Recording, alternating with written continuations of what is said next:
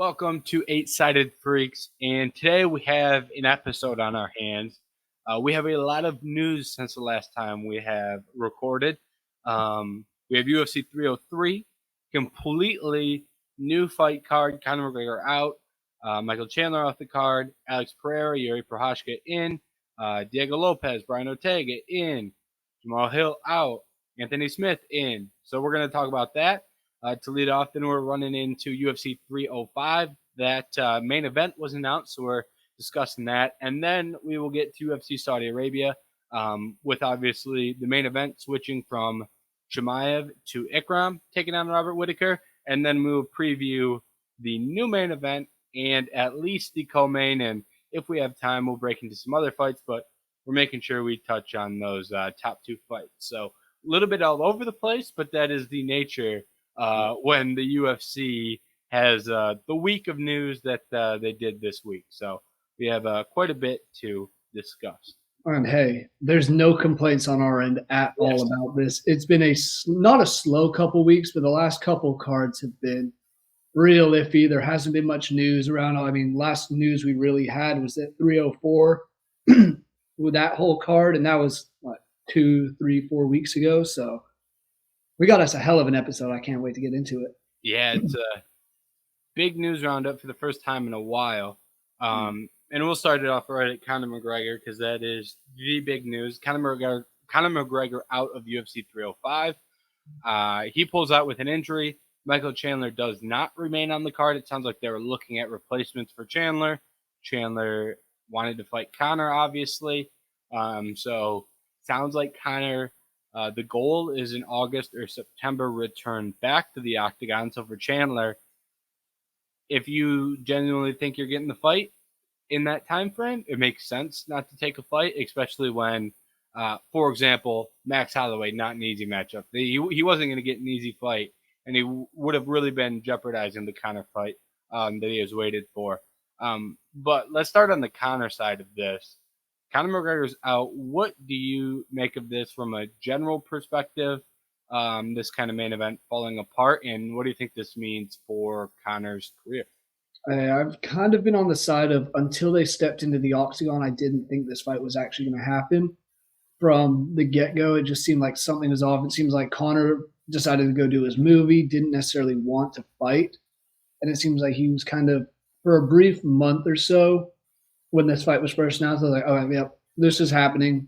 Conor actually wants to fight. And I know Michael Chandler's always game anywhere, any place for the most part, but he's been waiting so long, and now I don't know a lot of the details about Conor. I don't think a lot's been said of what the injury is or if there's anything else surrounding it. Last thing I really heard from Conor or saw of him was him partying up in clubs. So I don't know if that had anything to do with it or if he got hurt doing something stupid.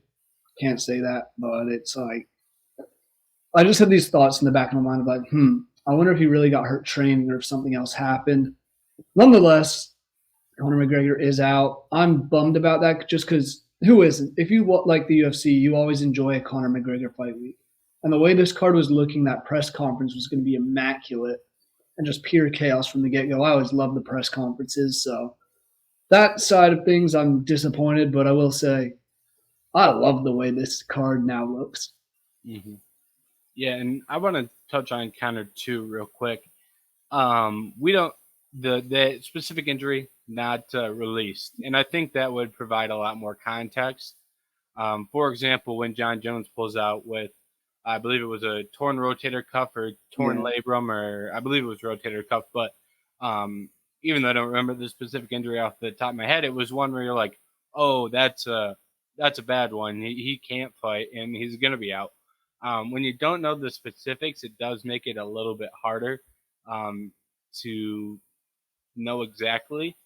Like, is it a broken rib? Is it, a sprained ankle? Like, there's so many different things. I think that would provide insight to why did he pull out, as well as when can he return?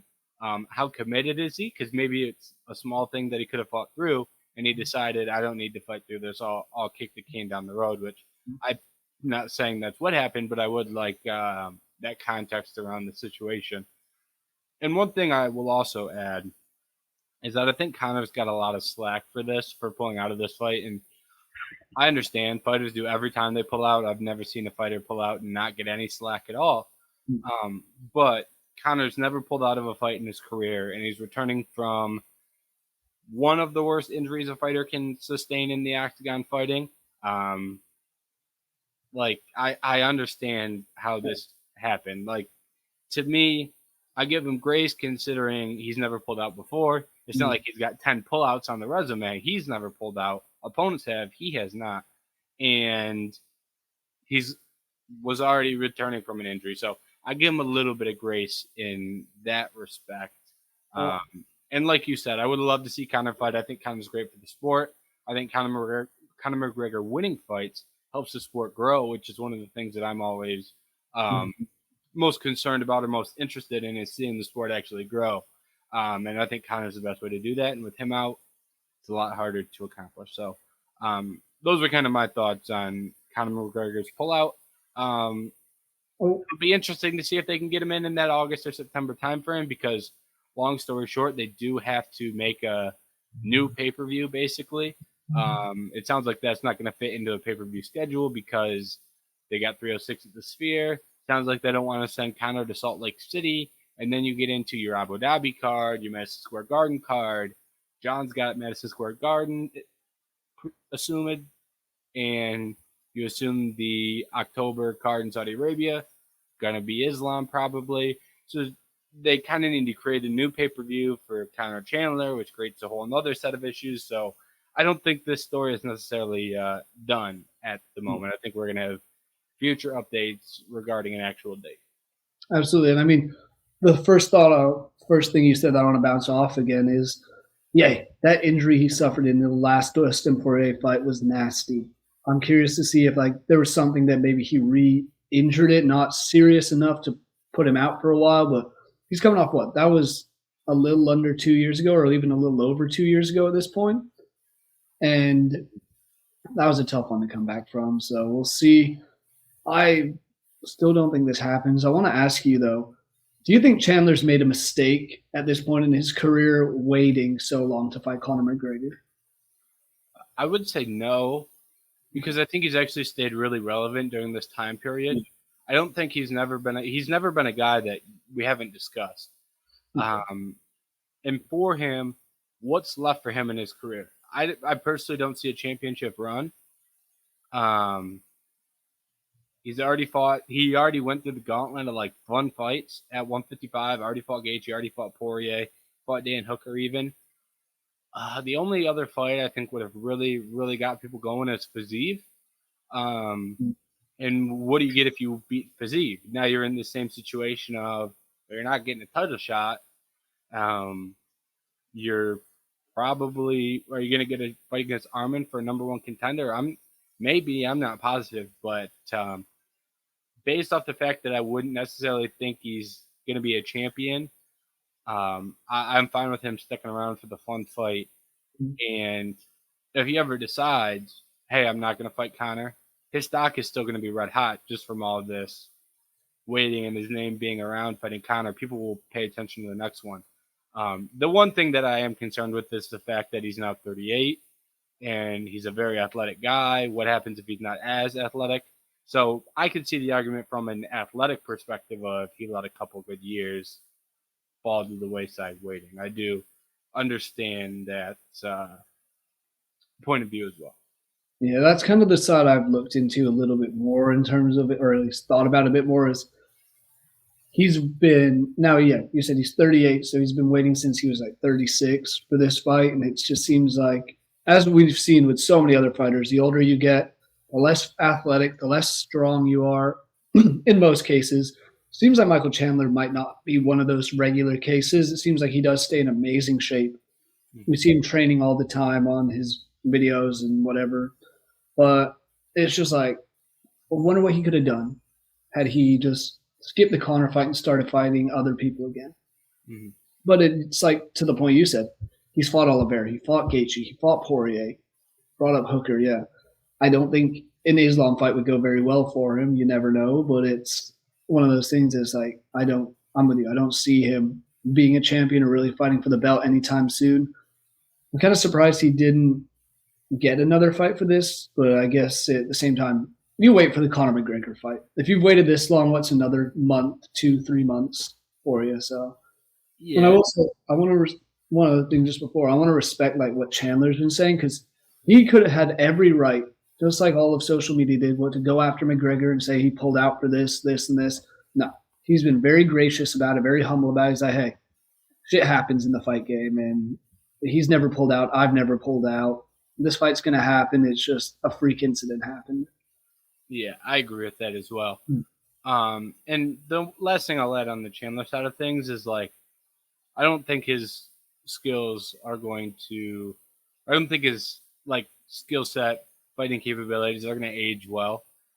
And that's my opinion for every single fighter like Chandler that is like heavily reliant on athleticism. I just can't foresee him being this athletic the later he gets into his career. And then when you see that athletic drop off, what else happens?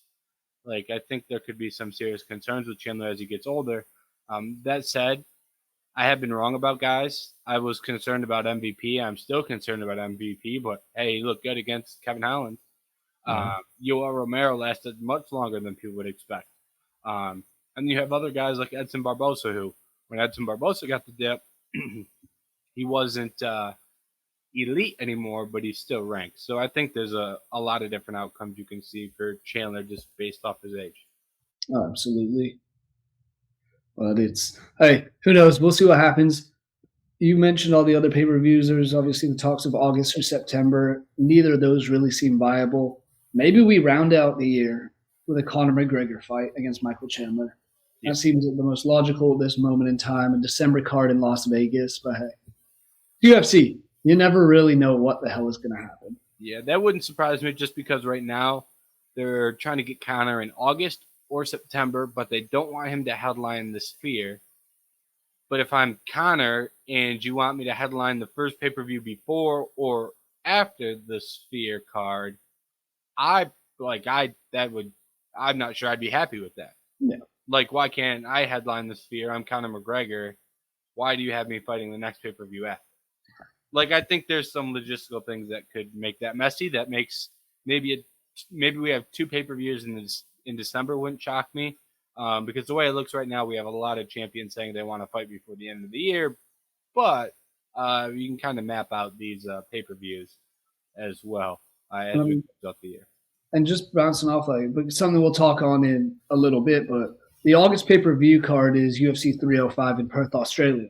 They just announced that main event, so they're not going to have Conor McGregor headline that one. Mm-hmm. So they would have to make a complete like a 305.5 instead of rebranding everything and have a later pay per view in the month. But even then, the 305 is on August 18th. 2 weeks before, 2 weeks after seems a little rushed. Obviously, we did see it with 300 and 301. That was a pretty condensed timeline, but still, this is a Conor McGregor fight we're talking about. He can't have any other things around. The nice thing about a Conor McGregor pay-per-view is that you really only need about 2 other good fights, and then you can fill the rest with whatever. Mm-hmm. Like that's what they do. Sometimes they'll give you 0 other good ones. This one was supposed to have 2 other good ones in the MVP Gary, and then the co-main event was originally supposed to be Roundtree Hill. So they had 2 other good fights on that card, and then the rest was kind of filled out. So it's not as hard to fill out a Conor McGregor pay-per-view if you get McGregor at the top. But now looking at this 303 card, we've had quite the shakeup, obviously. We get Jiri Prochazka and Alex Pereira, the rematch atop the card. What was your reaction when you saw this as the main event? Considering this was a big fight, I know a lot of people are looking forward to.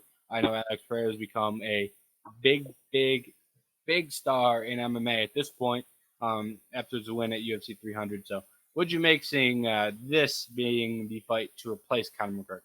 I'll say, as a UFC fan, you always want to see a Conor McGregor fight, but damn, I was super excited and pumped to see that this was the replacement. If there's 2 guys who are going to take a title shot at International Fight Week on short notice, it had to be Alex Pereira and Jiri Prochazka. The first fight was great. I think this fight will be just as entertaining. My only concern is, hey, they are fighting on 2-3 weeks notice, so maybe something happens. Maybe one of them is not in great shape, but knowing these two guys, they're probably out training, whether it's with a tree or with a bow and arrow. So one way or another, I'm very excited. And honestly, from a fighting perspective, I think this is a much, much, much more intriguing and much better fight than McGregor Chandler. Yeah, this is definitely a fight where I think a lot of people wanted, and I think it's a fight that a lot of people will be entertained by. And I think when you're trying to fill McGregor and Chandler, that's a great way to approach it with those two aspects. Not to pick on Leon and Bilal, but for example, if that were to have become the 303 main event, people would have lost their mind.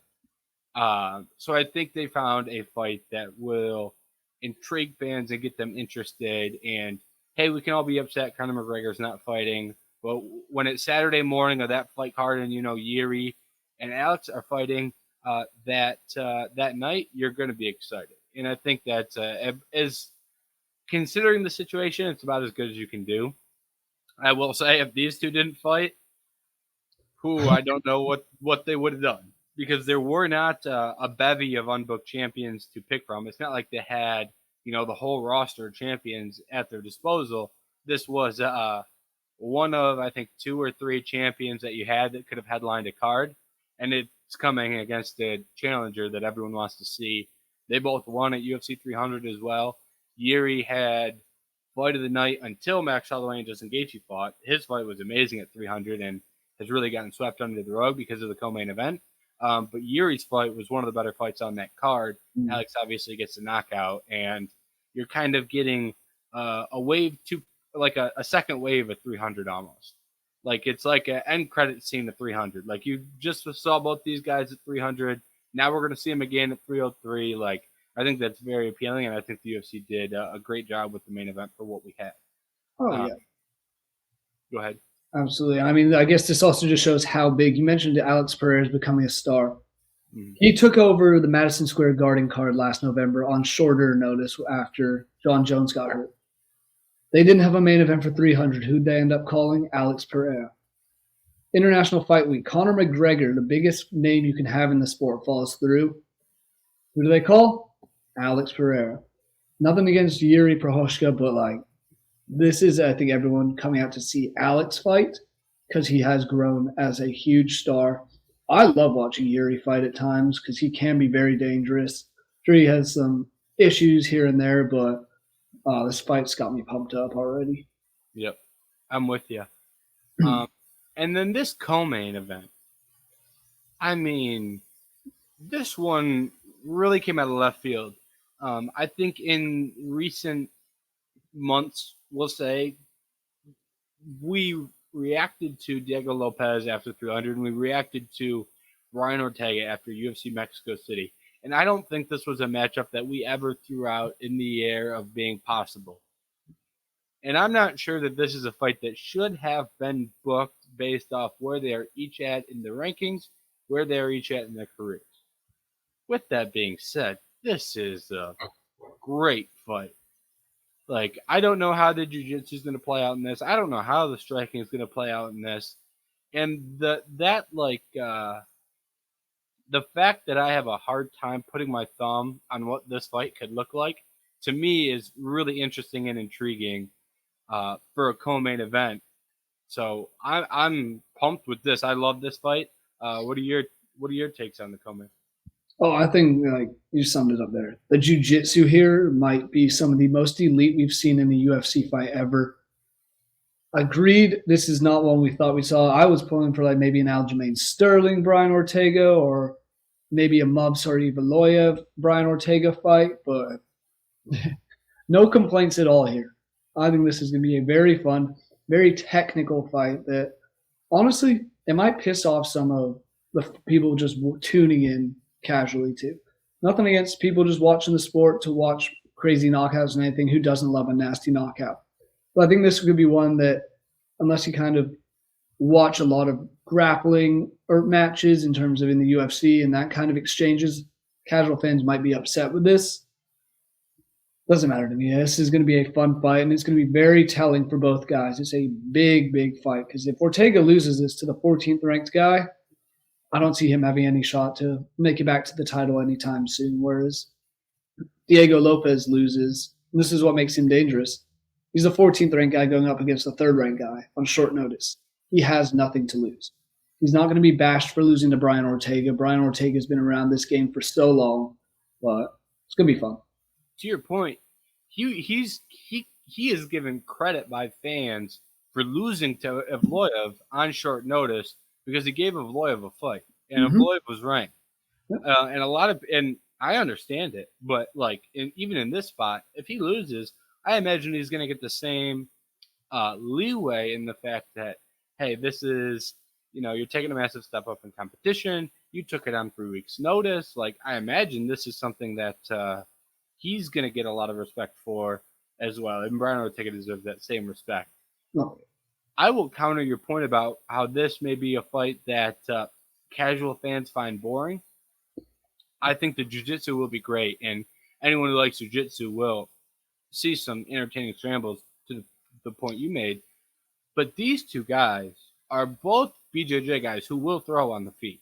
Yeah. I think there's a chance that they don't even bother with the jiu-jitsu, and there's a chance I think they may just both agree to strike this one out. Ortega's got knockouts. Lopes has won his last 2 by knockout. Ortega gets hit a lot. Lopes pushes the action on the feet. I think this may end up being an entertaining striking match. That's why I say this is intriguing to me, because I don't know whether we're striking. I don't know whether we're grappling. I don't know whether we're getting both. But I see entertaining paths to, regardless of who does what, I think it's going to be entertaining. Yeah. I mean, I would love to see a little bit of a mix of both, and it's very possible. I kind of forgot Diego Lopes has been knocking fools out left and right as of late. I think it was 4 of his last 5s, only 2 of them, or 4 of his last 5 wins have been by knockout or something like that. So it's Ortega. I just always think of him as more that jiu-jitsu guy, but yeah, he does stand. He does get hit a lot, and that could be something that wakes up something inside him to just keep swinging or something. But either way, this is going to be a very fun fight. Yeah, I'm with you. In this last new fight, we have Carlos Ulberg, Anthony Smith. Jamal Hill pulls out with a knee injury. Anthony Smith steps in to fight Carlos Ulberg. And can I just say, the universe works in mysterious ways. Carlos Ulberg needed that Anthony Smith test. He was originally, I don't even remember who he was supposed to fight originally. Then he gets booked in with Jamal Hill. The universe steps in and says, no. You don't get to fight Jamal Hill before you take your Anthony Smith test.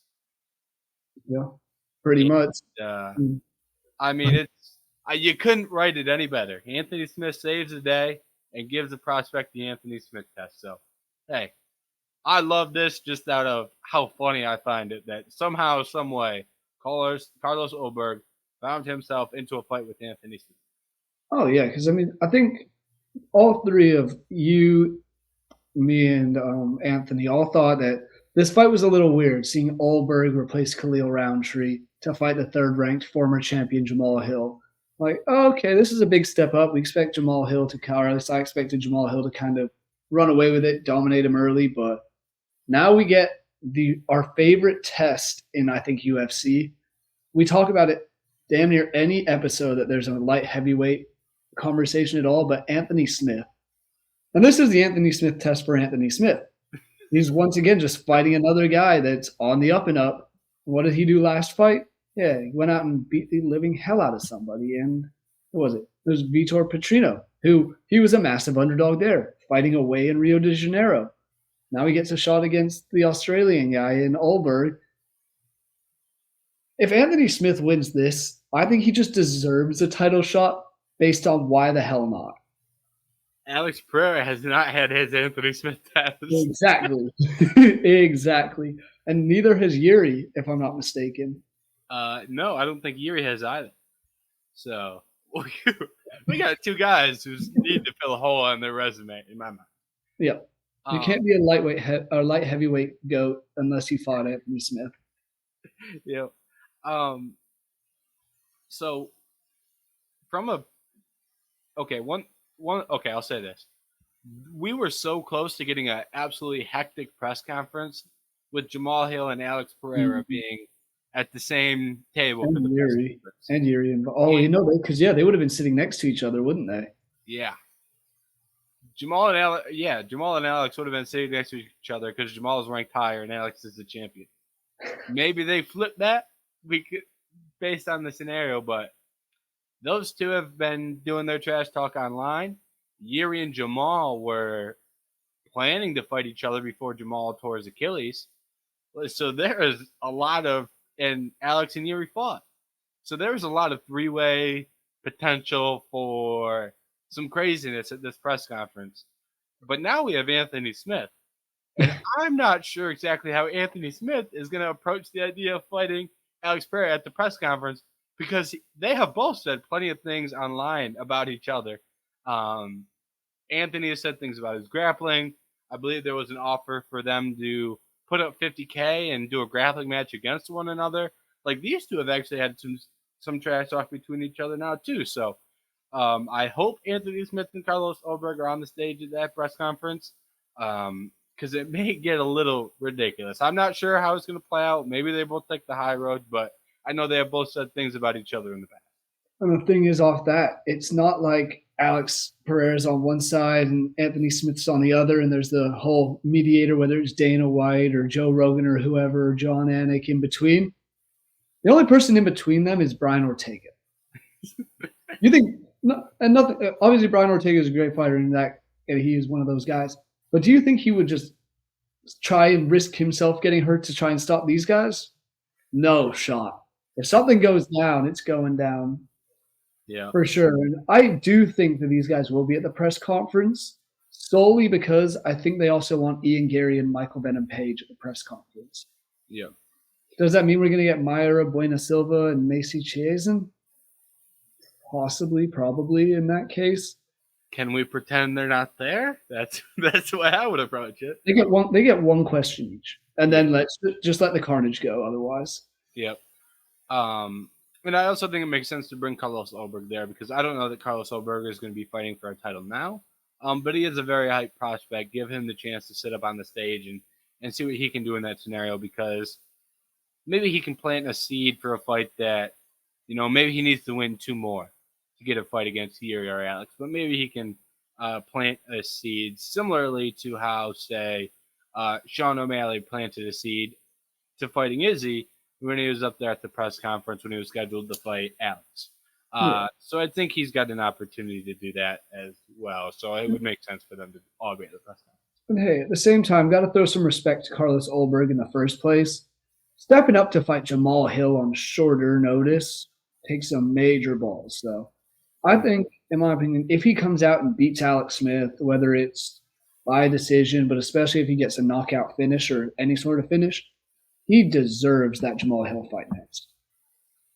I In my wouldn't. opinion, I wouldn't hate that. unless they have like Jamal Hill going up and fighting for the belt. But the guy who's missing out on all of this, and I don't know why he just doesn't seem involved, is Magomed Ankalaev. Like I'm not seeing him talking about these fights at all. I'm not seeing him try and advocate for himself to get any of these fights. He's just kind of sitting there, and that's not what you want to do in his position when you are the number 2 ranked guy in the division. I was actually going to bring that up because I was going to say I wouldn't be surprised if they booked Jamal versus Magomed. Mm-hmm. That would not surprise me, and then the winner of that would be in a pretty good spot. Yeah. At the same time, Jamal versus Khalil Roundtree running that back wouldn't surprise me. Wouldn't surprise me if they give Carlos the fight. So I think there's a lot of options for Jamal, but I don't know why Magomed isn't saying anything. I know why he's not involved.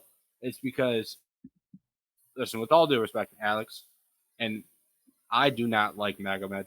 Like, I think he's very overrated. I picked Jan Blachowicz to beat him in that title fight in Jan versus Magomed, and I've consistently not really seen all the hype. People act like he's, the best light heavyweight on the planet. I just don't agree with that sentiment. However, he can grapple, and I think he outgrapples Alex Pereira pretty easily.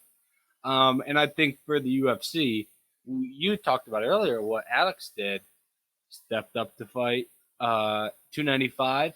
He becomes the main event. People are cool with it. 300 says I'll fight Jamal. 303 says I'll fight Jiri.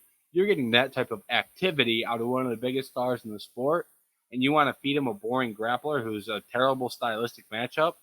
Fans are not going to like Magomed Ankalaev as a champion. I'll just say that.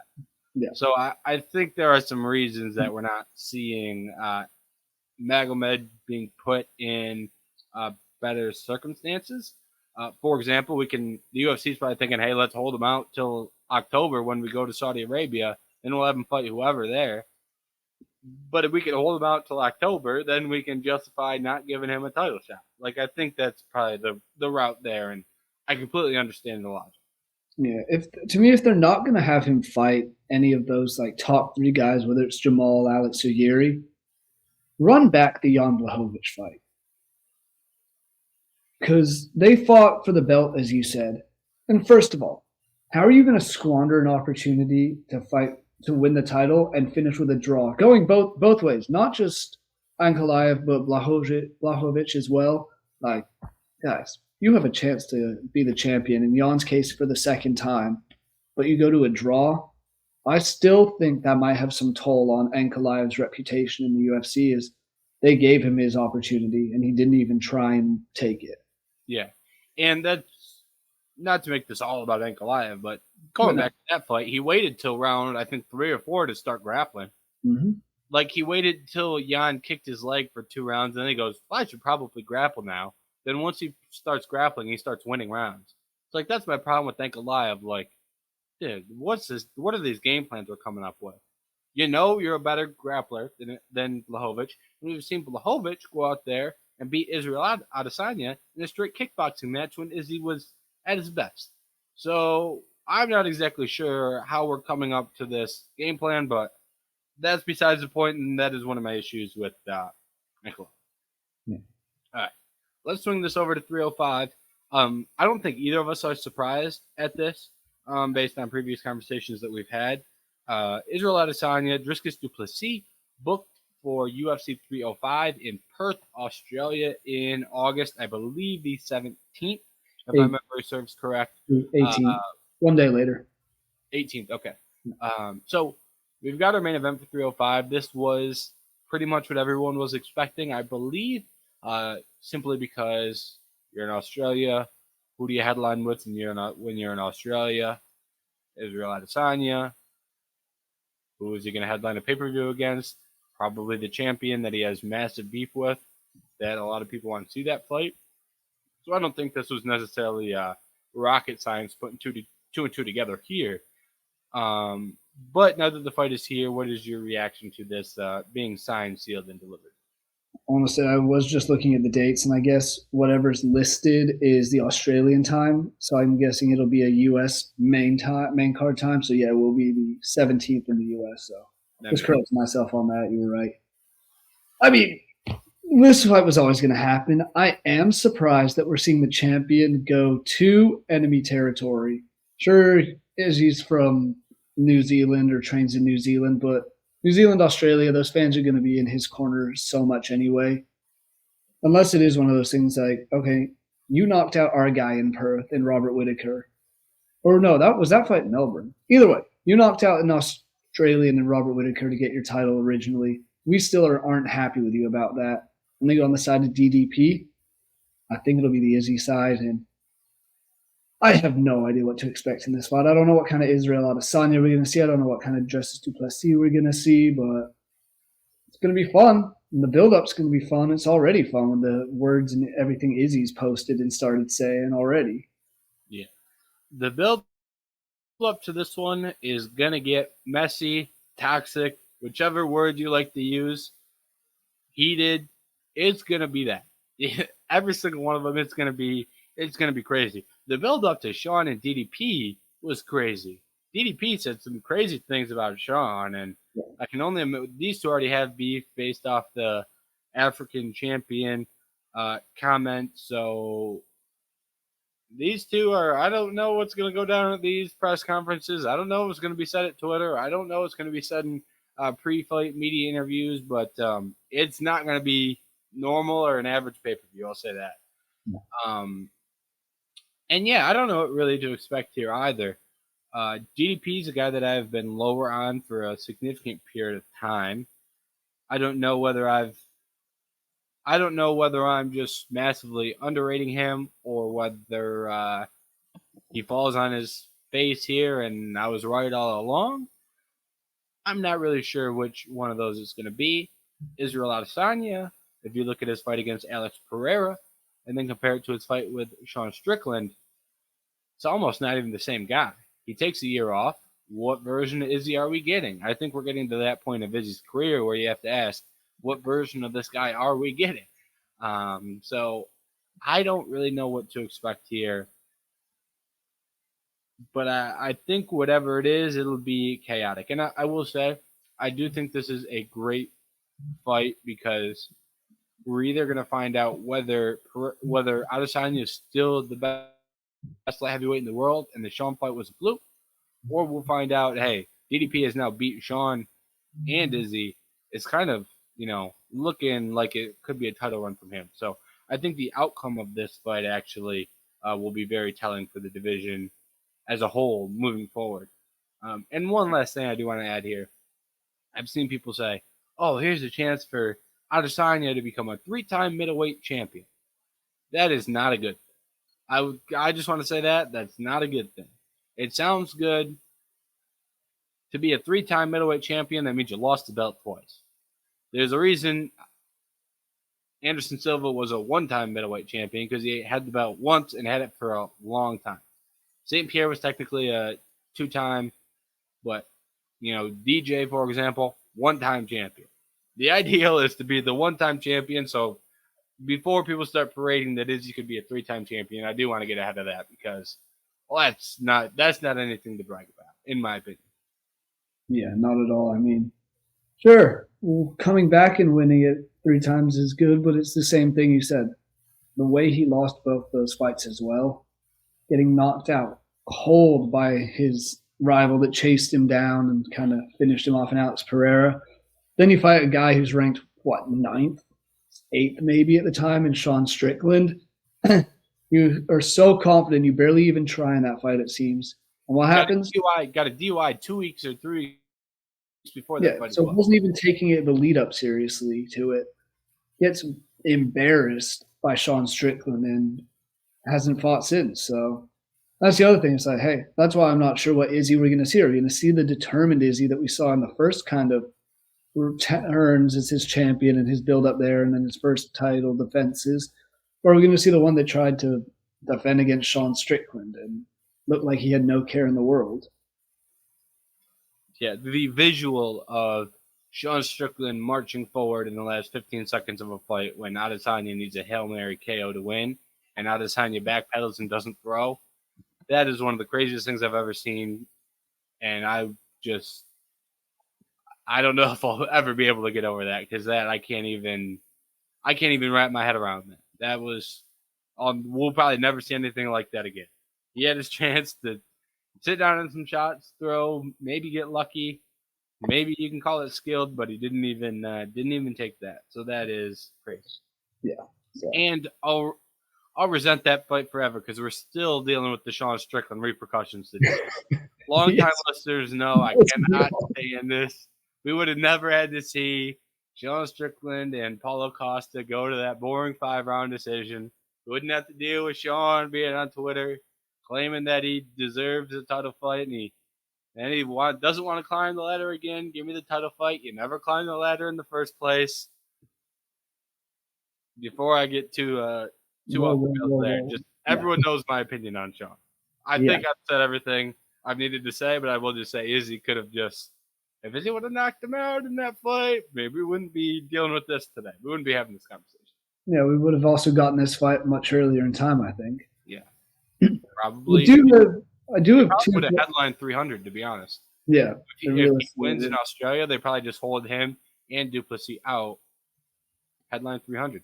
This was supposed to headline 300, and DDP declined it. So that's also concerning to me. Is that I don't know if he was just still out of shape or whatever, or hurt from his last fight against Sean Strickland. Because that was what, January or February? January. January, yeah, that was the first pay-per-view of the year.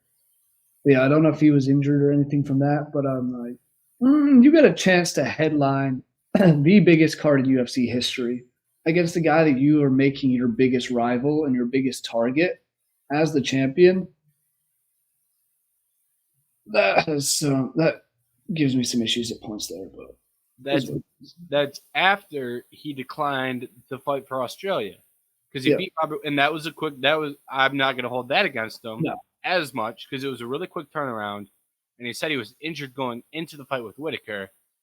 But in my mind, hey, you look damn good against Whitaker. Maybe you could have went in there and fight based off what we saw against Whitaker. But then again, I'm not his doctor. I'm not a medical professional, so maybe he made the right decision there. Just want to throw that on there as well because he did turn this fight down twice. So just have to ask you two more questions revolving this one. Yeah. First, and this is like the first part of the first question. Does Manel Kopp have a fight booked? Yeah, he's fighting Mokaev at. That's right, in England. Okay, so Manel Kopp say he does finish Mokaev quickly. Would you be up for seeing a Kai Kara France and Manel Kopp co-headline for this event? If not them, who do you think would be a good co-headline for Izzy and DDP? Yeah. If you told me Manel Kopp and Kai Kara France were fighting right now, I'd stop recording and go watch. I don't care if it's in a parking lot. I don't care if it's on a TV. That's a fight I got to see that one. That's a fight that I desperately want. So if we can book that fight, that is A-okay with me. I don't care. You're making a pay-per-view headliner. I don't care. I want to see Cape and Kai Kara France. It's an outstanding fight. I don't think that's going to be the outcome.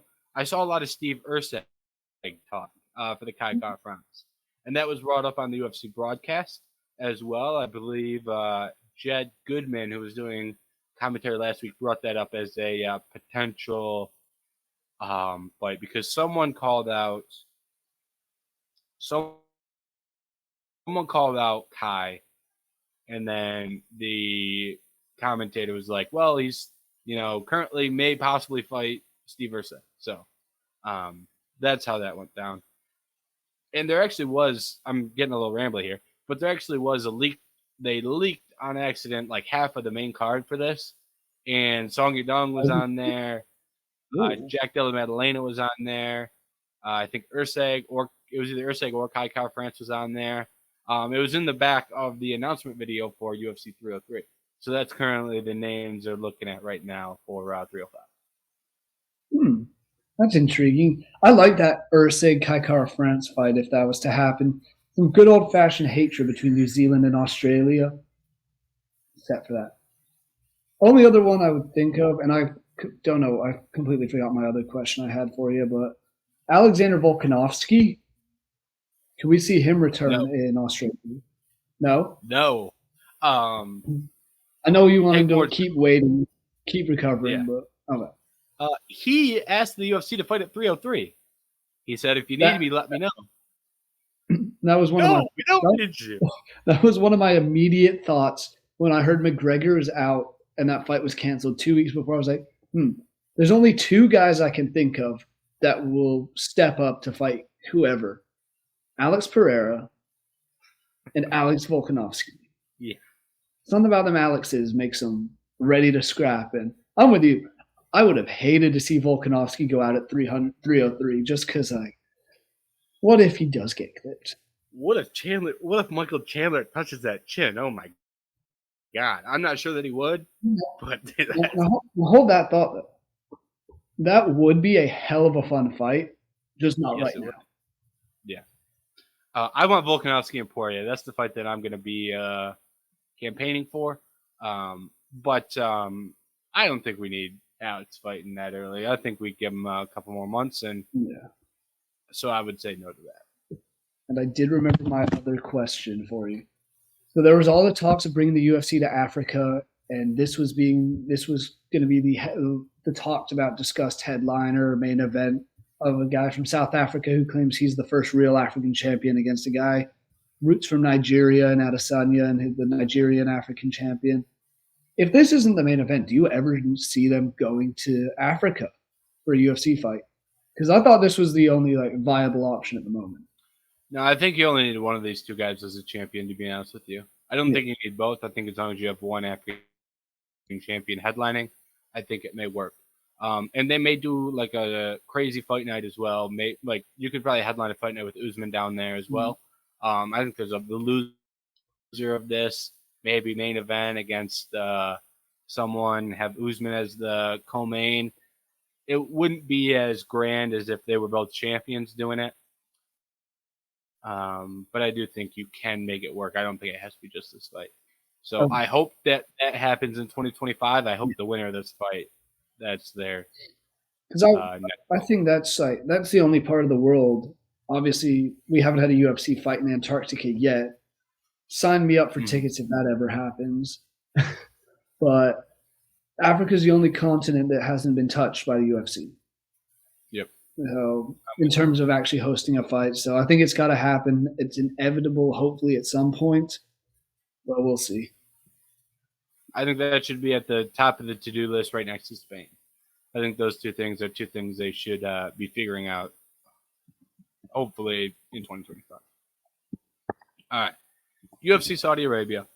Let's start this off with Khamzat Chimaev pulling out. He pulls out. Ikram Ali Skarov is again in. On the Khamzat Chimaev side of this, what do you make of Chimaev pulling out of another fight? He's pulled out of quite a few fights. All have been health issues, no like torn ACL, torn rotator cuff, whatever. All health issues. This was an illness. He's pulled out with lingering COVID effects in the past. What do you make of Chimaev being out of this main event? My man needs to get some potassium in his body to start building up some tolerance against all of these diseases and viruses he's getting. Because it is actually crazy. Like, none of these, to what you said, have been him getting hurt or him being hurt from a fight or any injury, physical things. It's all like interior stuff in terms of like sicknesses, illnesses. And I'm like, something's happening to him, and I don't think it's a good sign at all. There's already rumors of him retiring. I know his manager came out and said all these rumors are false. He's not retiring, but I miss the days of Khamzat fighting 3 times in 60 days or something, 61 days, and now he's fighting four times, maybe even less now in the last 4 years. And it was so exciting, such a highly touted prospect, and I just think this hurts him more and more. We already saw him fall down one spot in this week's rankings from 10th in the division of middleweight to 11th just by having to pull out of a fight. So I don't know. And I know Ikram Aliskerov he's undefeated, isn't he? No, he's one loss, 15-1, but one loss to Chimaev on the regional scene. Yeah. So, he lost to who on the regional? He lost to Chimaev on the regional scene. Oh, that makes things even more interesting than in this one. So there was that, but I'm like, I just don't have the same excitement about this fight as I did about Robert Whittaker and Khamzat. Not because of anything against Aliskerov. Obviously, he's a knockout dog. He's won his last 3 fights by first round finishes. But the fact that it was going to answer questions about Khamzat in the division. We all know what Robert Whittaker can do. It's more like, what can these other guys do? And now you have this guy stepping up. And what's he ranked? Is he 12? He's not ranked. Oh, he's not even ranked. No. He's not even a guy unranked fighting the number 3 ranked guy in the division who has been a top 1 or 2 for the last decade, it feels like. So only losses at middleweight are 2 champions. 2 to Adesanya and 1 to Duplessis. Yeah, so it's one of those weird things. So, I just don't know what to expect from this fight, and I'm very upset that we're not seeing Khamzat finally make his legitimate middleweight debut. Yeah. I think the stakes have dropped a lot. I don't know how bad the UFC wants to see Robert Whittaker fighting for a title at this point. And if he is, I think it's hard to sell a fight that he lost twice and a fight that he lost once by knockout. So I don't know that they'd love to run him in there with Adesanya or Duplessis. But if you beat Chimaev, things can change. But if you beat Ikram Aliskerov, I'm willing to guess the conversation is that Ikram was never that good. Ikram's a fraud, and you won't see the respect on the Whitaker side of things. As much as that may not be fair, I think that will be the conversation, and it will be an excuse to not give Whitaker a shot. That said, I think if Whitaker wins, I don't see the reason why we can't do Whitaker and Sean Strickland. If Ikram wins, I don't see the reason we can't do Ikram and Sean Strickland to fight for the title. So that said, I do think the stakes have dropped, and I wanted to see Chimaev against a 185er as well. A 185er with good takedown defense, elite striking. I wanted to see how he held up. Now we're going to have those questions answered with Ikram, who he's 2-0, a win over chinny Phil Hawes. Phil Hawes has no chin at all, and Phil Hawes was winning that fight, and then Ikram touched him on the chin, and then Phil Hawes was dazed, and then Ikram really touched him on the chin a couple times after that. And then he beat Warley Alves, who Warley is a 170-pounder who got larger, and moved up to 185, and he knocked him out. Of course he did. It was a 170-pounder that was average at 170. So I don't think Ikram's resume is anything great, but we're going to get answers on his side of things because, well, if you go out there and look impressive against Robert Whitaker, I will give you respect. It's just the way that it has to be done. Oh, yeah. I 100% agree with that. So we'll see. This fight will be intriguing nonetheless. Anytime Robert Whitaker's fighting, I will be watching. It's also, we got us a ABC card at 3 Eastern time is the main event starting on ABC. So sign me up for that because I love watching a lot of these guys. Some of them we won't get into detail because we are at 9 minutes left in our hour. But hey, make sure you tune in for the main event here. Doesn't matter if it's Khamzat or not. Watch because of what Robert Whitaker can do. And who knows, maybe we're seeing a future champion start making his rise up the rankings right before our eyes. Yeah. And off the back of this, I've already written the preview for this fight, so I can go a little bit into skills. I won't go too in-depth because, like you said, we don't have that much time. But I will say it is a really interesting match because we have Ikram knockout power and really good grappling and can really throw some ground and pound, can land submissions as well.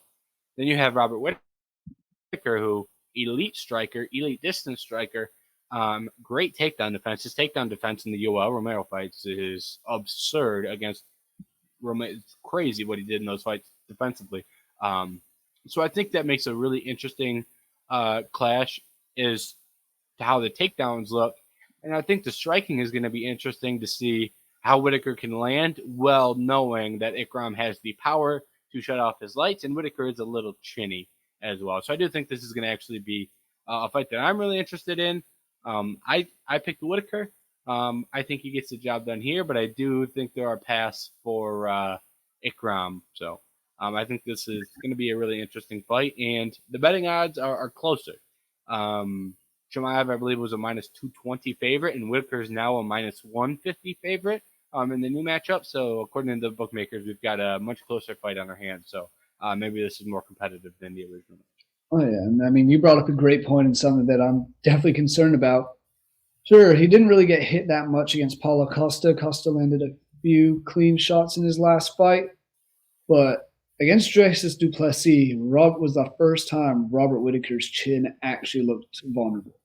Mm-hmm. He actually looked like he was getting up in age for the first time in ever. So that's something that to be a little concerned about, especially considering Ikram's might only be 2 years younger, but he has power that is just insane at the moment. I mean, won his last fight on a flying knee before some punches. Won his other fight before that on a straight knockout. He can take you down and submit you.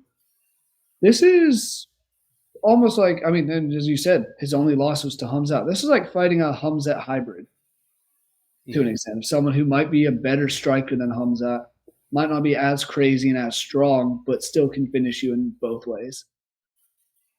I think his grappling's probably worse than Chimaev's, but I think his striking is different than Chimaev's. But I think I'd make the argument that he's probably more well-rounded than Chimaev. And Chimaev has struggled with the cardio. Maybe he had that figured out going into this camp, but I'm interested to see how Ikram looks in the cardio because he hasn't really been tested late. So I think that may be an interesting point here. Hmm. All right. To the co-main event, we have Sergey Pavlovich versus Alexander Volkov.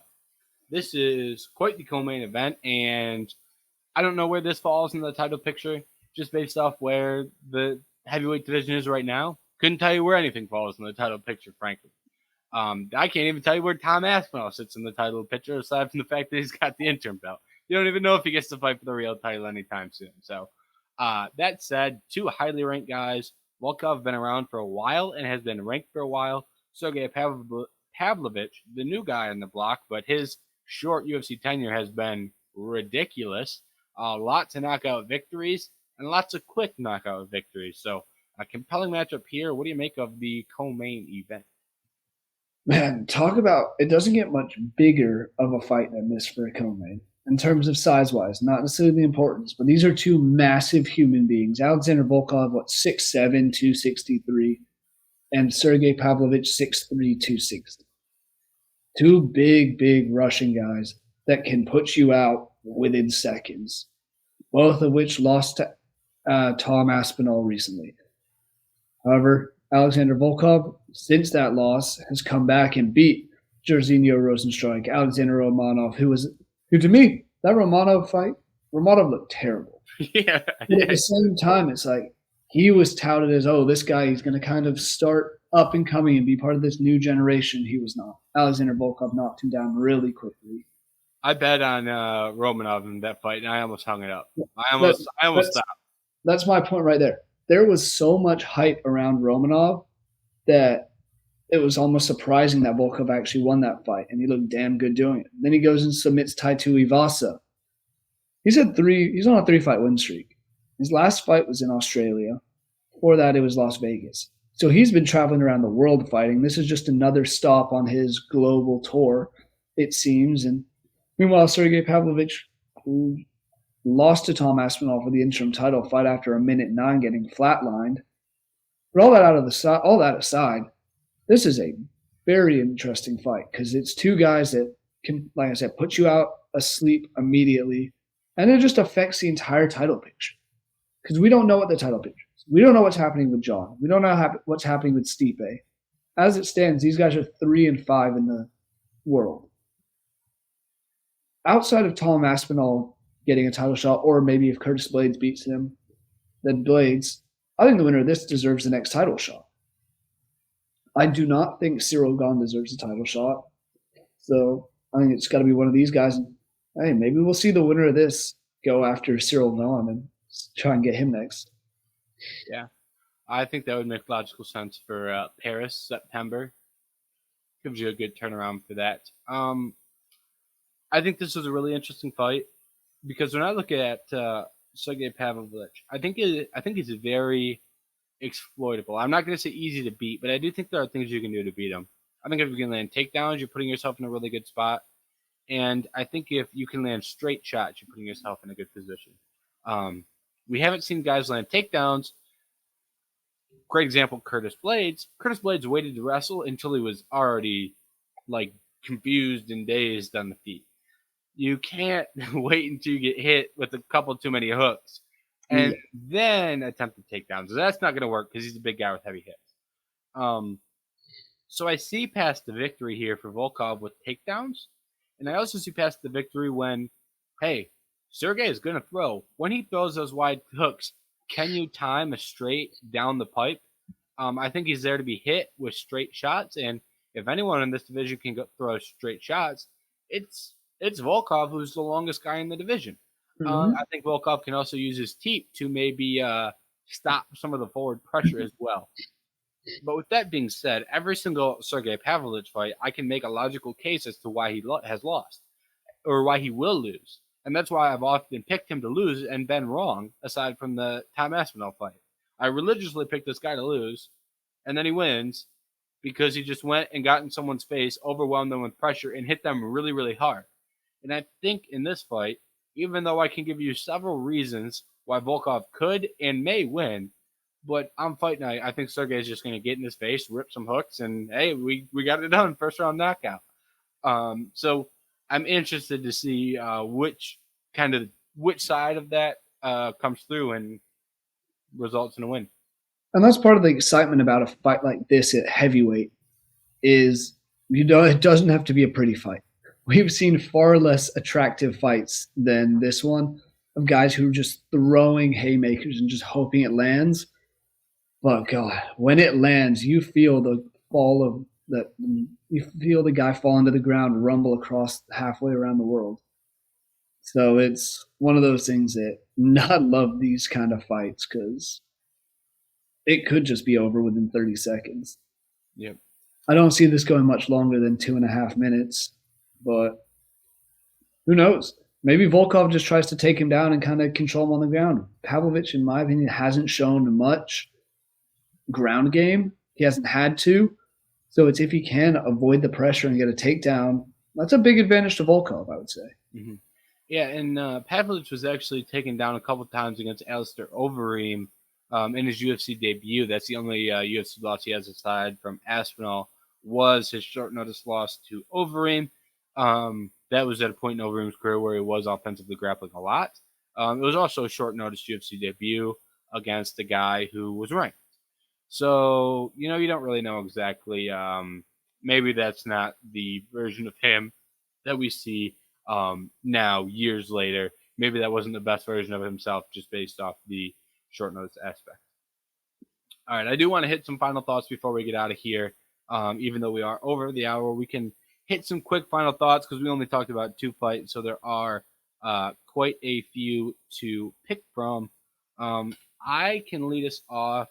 I don't want to steal one for you, but I think we have 2 decent shouts. Sharputin Magomedov, Shar Bullet. His fight actually just got switched up. He's now fighting Antonio Trocoli. Trocoli was supposed to fight last week against Ikram Aliskerov. He got pulled from that card, so Ikram could fight in the main event. So that happened while we were recording today. That switch up happened. So Shar Bullet versus Trocoli. Interesting fight, actually, because Trocoli's bad, but his best skill is grappling. So I don't know that Shar Bullet can grapple. So I think we may actually have an interesting fight on our hands. And then the other one, Johnny Walker, Volkan Ozdemir. Johnny Walker, last time they sent him to the desert, he got hit with an illegal knee. They said, "Where are you?" And he said, "The desert." And they're sending him back. He got knocked out in Las Vegas. Now he's back in the desert, as he said. And Johnny Walker may not be the best guy, but you know what? Johnny Walker's fighting on the main card of a fight night. I'm going to tune in. It's Johnny Walker. Maybe he does something exciting. Maybe he gets knocked out and sent to the Shadow Realm. I don't know. That's why I love watching Johnny Walker. There's an element of fun to it and excitement. Oh. Yeah, I mean, it's just pure chaos whenever Johnny Walker fights. You don't know what he's going to do. You don't know. I mean, we saw the whole Jamal Hill fight of him getting flatlined. And when I mean flatlined, if you haven't watched this video, I'm amazed if you're watching our show. But at the same time, stop what you're doing. Once this episode finishes, first thing you look up, Jamal Hill knockout of Johnny Walker. Then go and look at Johnny Walker's knockouts of people and submissions of people. He's just a pure chaos fighter. Him and Terrence McKinney. You never know what the hell is going to happen, but you know someone's going to get hit and someone's going to be hurting. Mm-hmm. Whereas Olazim, I don't know a ton about him. Like, I know he's ranked 9th in the world. I see the guys who he's fought, and there are some nice wins. Paul Craig, Latifi at one point in time, Alexander Rakic. But it doesn't, spear fear into me. So I think this is one that we could just see Johnny Walker masterclass go off. But at the same time, that chin, Volkan may touch him once. I was going to say, Volkan's he was a kickboxer, so he can. All it takes is one. But apart from that, I mean, I don't know. This whole rest of the card is kind of filled up with a lot of regional talent that I'm curious to see how they do. It's a lot of guys who I haven't really seen fight before, and that's saying something because we do watch virtually every card. But hey, my only other point, and I'm curious what your thoughts were on this, but did you see Kevin Gaslam's comments regarding his fight against Daniel Rodriguez and about the loser, or what the loser should do, and how this is kind of fighting for their UFC continuation? Really? He said basically I'm, loser gets cut type deal. that's what I'm thinking. I'm not. I gotta quickly check, but I'm I'm almost certain I saw something of him say along the lines of like, yeah, this is the kind of fight where yeah, the loser goes home. If he thinks that if he loses, he could be done. he might be right. I'm not sure that you should say that. That may be one you keep to yourself because maybe you don't need to give the UFC a reason to cut you. So that's my Yeah, opinion on that. I and don't this think was it's in an one to interview with understand it, I but think MMA.